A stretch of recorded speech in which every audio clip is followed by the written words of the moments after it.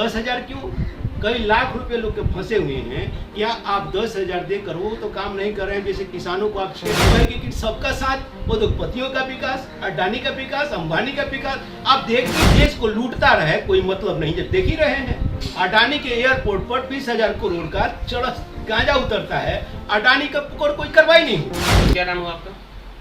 मेरा नाम विक्रम चौधरी है, CND हिंदी चैनल के वरिष्ठ पत्रकार है। आपने सहारा इंडिया की बात छेड़ी है कि सहारा इंडिया का जो अभी यानी कि मोदी सरकार ने जो एक लॉन्च किया है पोर्टल, जिस पर जो सहारा इंडिया के जितने भी जुड़े हुए लोग थे, जिनका पैसा फंसा हुआ था सहारा इंडिया में, उस पैसे को सरकार वापस करने के लिए एक पोर्टल बनाई है, जिस पोर्टल के माध्यम से अप्लाई करने के बाद उनको पैसे वापस मिलेंगे। मात्र 10,000 रुपये मिल रहे हैं अभी।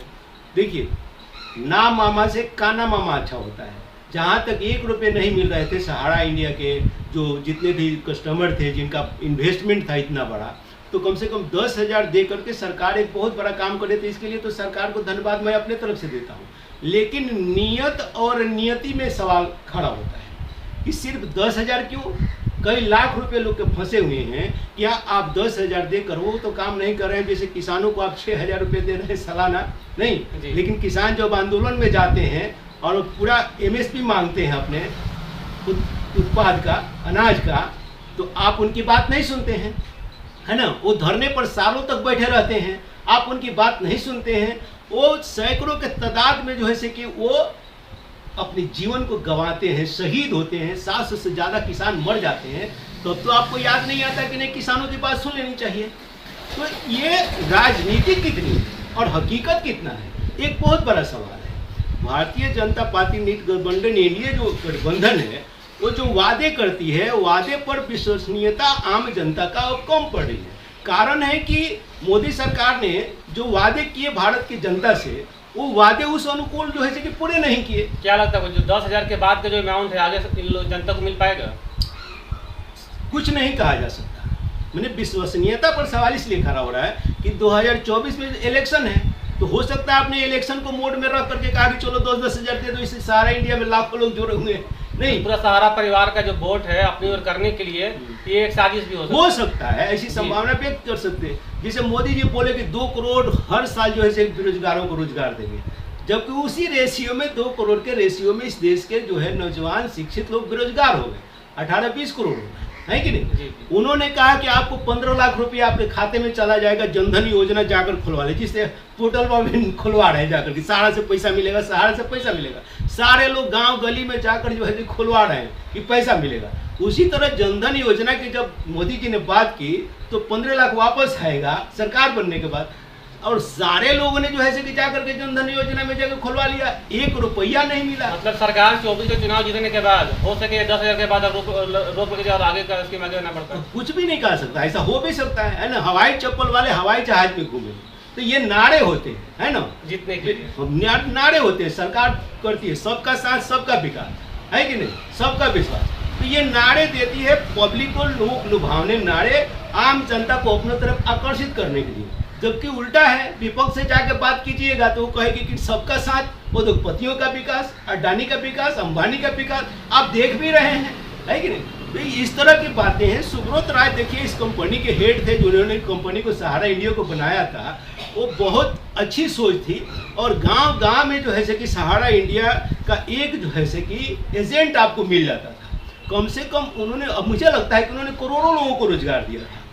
बाई मिस्टेक जहां मिस्टेक हुआ, सेबी को जो रिजर्व फंड एक जमा करना पड़ता है फाइनेंशियल कॉर्पोरेशन चलाने वाले को, चाहे बैंक हो या जो भी फाइनेंस में डील करते हैं, तो उन्होंने जो फंड जमा करना चाहिए RBI के पास में, सेबी के पास में, तो उन्होंने जो पैसा जमा नहीं किया, एक ब्लंडर मिस्टेक किया जो पाया गया, जिसके वजह से उन पर कार्रवाई हुई, है नहीं, उनको जेल भेजा गया सुब्रत राय को। सवाल तो पैदा होता है कि एक गलती किया या 2 गलती किया, आपने उसको जेल में डाल दिया, ठीक है, गलती के लिए सजा होना चाहिए।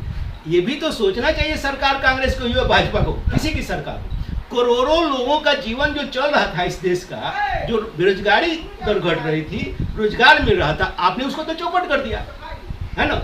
आप सजा दीजिए गलती करते हैं तो, लेकिन इस सिस्टम से काम मत कीजिए कि करोड़ों लोग बेरोजगार हो जाए। तो आपने एक व्यक्ति को सजा देने के लिए गलती की। इन्वेस्टरों की क्या गलती थी, वो एजेंटों की क्या गलती थी जो सहारा इंडिया से जुड़े हुए थे, पता है आपको जो सहारा इंडिया के जो एजेंट हैं उनके घरों पर लोग जाकर कितनी गाली गलौज मारपीट किए हैं, कितना वो प्रताड़ित हुए एजेंट सहारा इंडिया का, आप विश्वास नहीं कर सकते। वो जो है कि सुसाइड कहीं ना कहीं सरकार की भी लापरवाही रही है नहीं।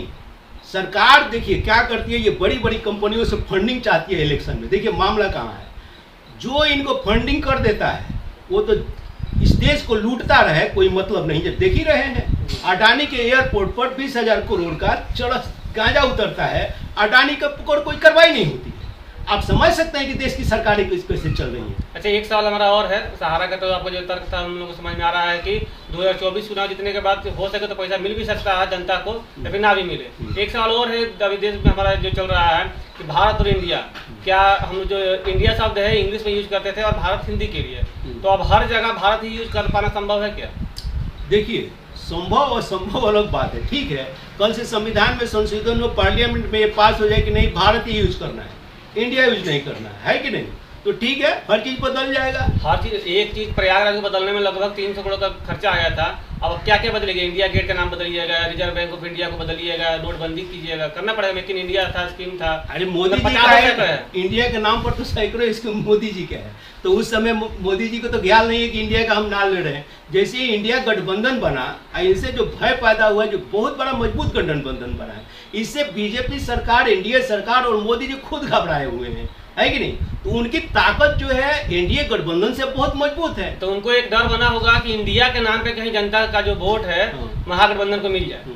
अब ये कैसे बोलेंगे कि इंडिया वाले गलत हैं, है कि नहीं। यह शब्द इस्तेमाल करने में मोदी सरकार के नेताओं को, प्रवक्ताओं को दिक्कत है। तो सोच रहे कि केवल शब्द को ही हटा दे, हम कुछ और बोल दे, इंडिया को घमंडिया लोग बोल रहा है उसको इंडिया को लोग गुलामी का प्रतीक मान रहे हैं। ऐसा कुछ नहीं है। देखिए जो ब्रिटेन है कि नहीं, उसका नाम ब्रिटेन भी है ना, कि ब्रिटेन किंगडम भी है कि नहीं, कई नाम से पुकारा जाता है। इससे क्या फर्क पड़ता है? देखिए नाम बदलने से क्या हो सकता है। आपका नाम क्या है? श्रीकांत भारती से हटा करके है ना रजनीकांत रख दिया जाए, हाँ तो आप पत्रकार ही ना साहब, क्या आप तो हीरो तो हो नहीं जाएंगे। शायद नाम बदलने से भी विकास तो नहीं, ऐसा कुछ नाम बदलने से कुछ नहीं होता है कि नहीं। यह क्या है, एक राजनीतिक षड्यंत्र है, समझे कि नहीं जी। और राजनीतिक में मेन मुद्दे से हटाकर इस देश की जो बेरोजगारी है, इस देश की जो महंगाई है, इस देश में जो भ्रष्टाचार है, इस देश के अंदर जो कुपोषण है कि नहीं, इन मुद्दों से ध्यान भटकाने के लिए देश की जनता को नए नए मुद्दे जो है मोदी सरकार ला करके देती है। जैसे हिंदुस्तान पाकिस्तान का मामला आ जाता है, चाइना हिंदुस्तान का मामला आ जाएगा, है कि नहीं, अब इंडिया भारत का मामला दे देगा। देश की जनता इसमें उलझी रहे, अपने जीवन की मूलभूत सुविधाओं के लिए, अपनी समस्याओं के लिए सरकार से सवाल न पूछे, है कि नहीं, और डिबेट जो है टीवी पर सिर्फ यही चलता रहे, है कि नहीं। देश विकास का बात कोई ना कर पाए, इस पर इंडिया भारत में उलझ जाए, हिंदू पर हिंदू बस ये उलझ जाए, क्योंकि इन्होंने जो वादे किए थे इस देश की जनता से वो तो पूरा इन्होंने किया नहीं। तो मस्तिष्क को भटकाने के लिए आम जनता को, देश की जनता भी भोली भाली है, धर्म के नाम पर भटक जाती है, नाम के नाम पर भटक जाती है, हिंदुस्तान पाकिस्तान के नाम पर भटक जाएगी। क्योंकि देश की जनता जितनी होनी चाहिए, राजनीतिक रूप से जो प्रौढ़ होना चाहिए, आर्थिक ज्ञान जो होना चाहिए, सामाजिक ज्ञान जितनी देश की जनता को सबको होना चाहिए, अभी कुछ देश की जनता की उस शिक्षा में कमी रह गई है, जिसका ये राजनीतिक लोग धर्म के नाम पर, समझे कि नहीं, और ये नाम बदलने के नाम पर दुरुपयोग करके वोट जो है ग्रहण करके सत्ता चलाने का ये लोग काम कर रहे हैं। चलिए आपसे हम लोग जब अगली बार मिलेंगे तो इंडिया और भारत का जो नाम बदला जा रहा है, बाद में इंडिया को भारत कर दिया जाएगा, अब सिर्फ भारत ही चलेगा, इसलिए हम लोग एक बार अलग से चर्चा करेंगे और जानने की कोशिश करेंगे कितना फायदा और कितना नुकसान होने वाला है। इससे देश की जनता को कोई भलाई नहीं होगा, एक शब्द में सिर्फ फायदा होगा। तो जो नाम बदलना चाहते हैं इसके बारे में आपसे हम विस्तार में बात करेंगे। दीक्षांत एडुटेक लाया है दीक्षांत डिजिटल क्लास। दीक्षांत डिजिटल क्लास का उपयोग कर छात्र बना सकते हैं पढ़ाई को बेहद आसान और मजेदार। दीक्षांत डिजिटल क्लास को स्कूल में बैठकर देखना है तो पेन ड्राइव और स्मार्ट टीवी बनेगा सही माध्यम। चलिए अब ये भी जानते हैं कि दीक्षांत डिजिटल क्लास का फी स्ट्रक्चर क्या होगा।